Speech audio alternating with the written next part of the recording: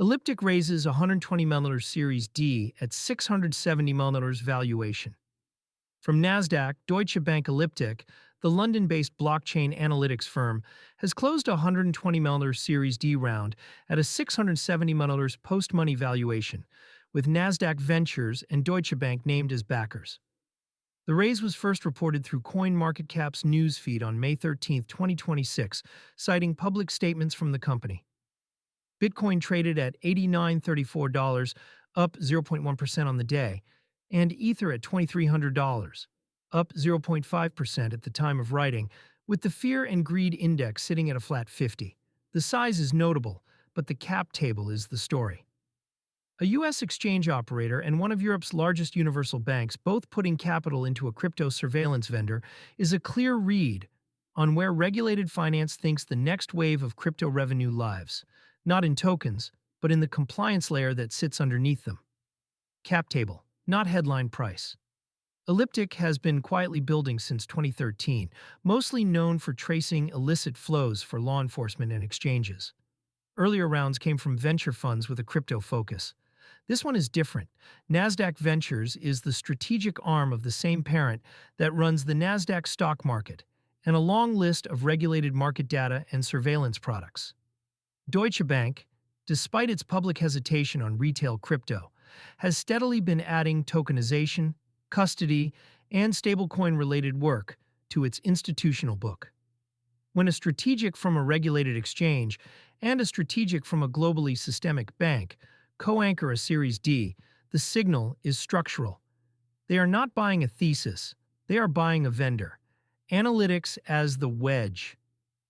Three pressure points have pushed compliance budgets into the foreground.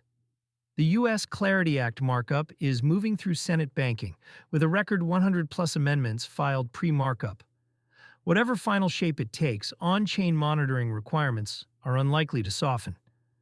North Korea-linked actors stole roughly 2.1 B in crypto in 2025, about 60% of all losses by Certicase count. That number alone forced exchanges, custodians, and card issuers to tighten transaction monitoring.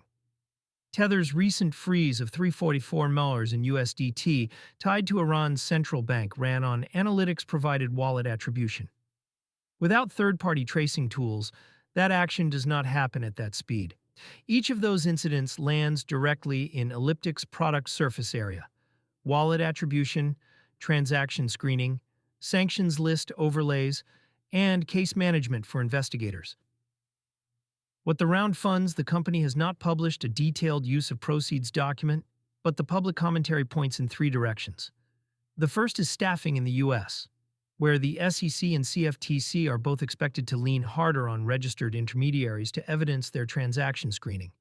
The second is product depth around stablecoins and tokenized assets, which now make up a growing share of on-chain volume. The third is the application of machine learning to typology detection, an area where competing firms like Chainalysis and TRM Labs have been investing aggressively. At 670 Maltor in post-money, Elliptic still sits well below Chainalysis on paper, the latter having last raised at an 8.6B valuation in 2022 before markdown round. The gap leaves room for a multiple expansion if compliance regulation in the US and EU lands the way most banks expect. Read-through for crypto card issuers. For card programs that move user funds between self-custodial wallets and fiat rails, analytics is not optional. Every on-ramp, every off-ramp, every top-up from an external wallet needs a screening decision before it clears. Issuers that lean on self-custody flows for funding, Gnosis Pay, MetaMask Card, Ledger, Tria, generally rely on third-party analytics for source of funds and counterparty checks before the card debit posts. Custodial programs like Coinbase Card, BitGet Card, and Crypto.com use similar tooling at the deposit layer. As compliance expectations rise, the line item for analytics on a card issuer P&L gets bigger, not smaller. A larger, better capitalized Elliptic is one fewer single-vendor risk for that part of the stack. There is also a quieter implication for stablecoin spending. As regulators push for more visibility into stablecoin issuers and the wallets they touch, the analytics tier becomes load-bearing. Card programs that settle directly in USDC or USDT depend on the issuer's ability to evidence clean rails. The cost of that evidence shows up in fee schedules eventually. The wider funding picture, compliance and infrastructure capital, is one of the few segments still pricing up. L1 tokens are down 49% since 2025 by VanEck's count, while crypto-adjacent equities are up 48% over the same window. Within private markets, money keeps rotating toward firms that sell into banks, brokers, and regulators, rather than retail. Canton Network is targeting a 2BI valuation in an A16Z-led round. Circle just raised $222 for its ARC blockchain at a 3B mark.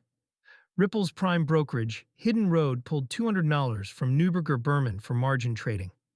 Elliptic's round fits the same pattern. Capital is flowing to the providers that make the system legible to regulators.